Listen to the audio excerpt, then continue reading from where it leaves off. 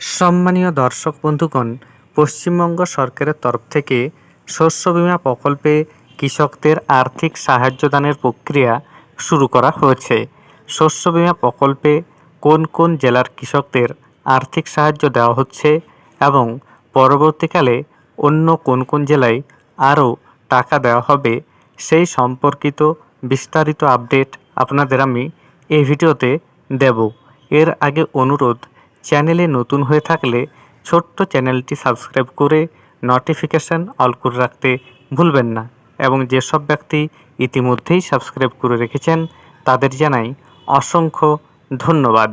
শস্য বীমা প্রকল্পে পশ্চিমবঙ্গ সরকারের তরফ থেকে এই মুহূর্তে কৃষকদের আর্থিক ক্ষতিপূরণ দেওয়া হচ্ছে। ফসল নষ্টের ক্ষতিপূরণ হিসাবে কৃষকদের কোথাও কম আবার কোথাও বেশি টাকা দেওয়া হচ্ছে। আপনাদের জানিয়ে রাখি, শস্য বীমা প্রকল্পে এই মুহূর্তে বাঁকুড়া জেলায় কৃষকদের আর্থিক সাহায্য দেওয়া শুরু হয়েছে। এর পাশাপাশি হুগলি জেলায় বেশ কয়েকজন কৃষক শস্য বীমা প্রকল্পে আর্থিক সাহায্য পেয়েছেন। সেই সম্পর্কিত বিস্তারিত আপডেট এই চ্যানেলেই অন্য ভিডিওতে দেওয়া রয়েছে, আপনারা চাইলে দেখে নিতে পারেন।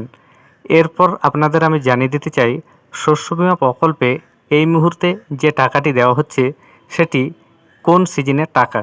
দেখুন, শস্য বীমা প্রকল্পে কৃষকদের দুইবার আর্থিক সাহায্য দেওয়া হয়, একবার রবি মরশুমে এবং একবার খরিফ মরশুমে। এই মুহূর্তে কৃষকদের যে আর্থিক সাহায্য দেওয়া হচ্ছে সেটি রবি মরশুমের টাকা। যেসব কৃষকরা 2023-24 মরশুমে রবি ফসলের জন্য অর্থাৎ তিল বা আলু বা সরিষা চাষের জন্য শস্য বীমা প্রকল্পে আবেদন করেছিলেন, তাদের এই মুহূর্তে আর্থিক সাহায্য দেওয়া হচ্ছে। যেহেতু এই সময় রাজ্য জুড়ে বিভিন্ন জেলায় উপনির্বাচন রয়েছে, তাই শস্য বীমা প্রকল্পে সরকারের তরফ থেকে কোন কোন জেলায় কত আর্থিক সাহায্য দেওয়া হবে বা মোট কত ক্ষতিপূরণ দেওয়া হচ্ছে সেই সম্পর্কে ঘোষণা করা হয়নি।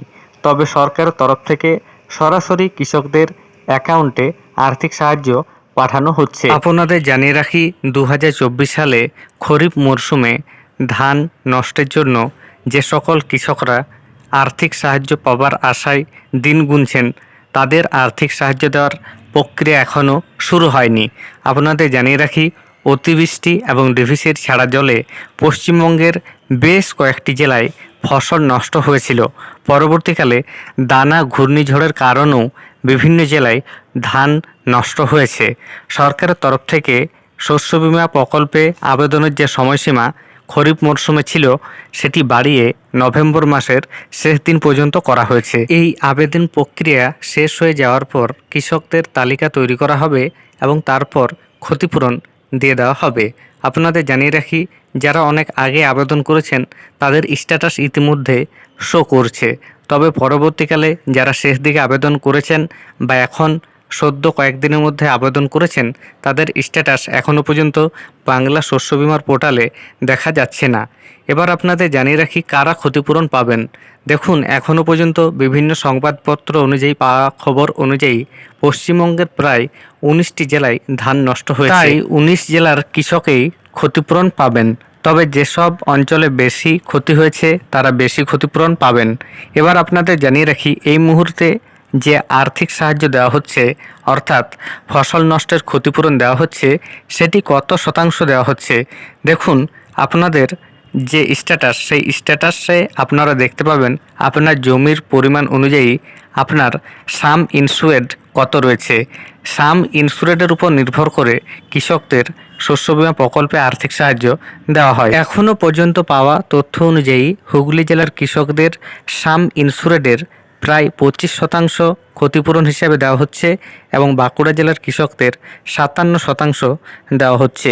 এর পাশাপাশি আপনাদের প্রতি অনুরোধ, যদি আপনারাও শস্য বীমা প্রকল্পে টাকা পেয়ে থাকেন, অবশ্যই কোন জেলা থেকে টাকা পাচ্ছেন সেটি জানাতে ভুলবেন না। ধন্যবাদ।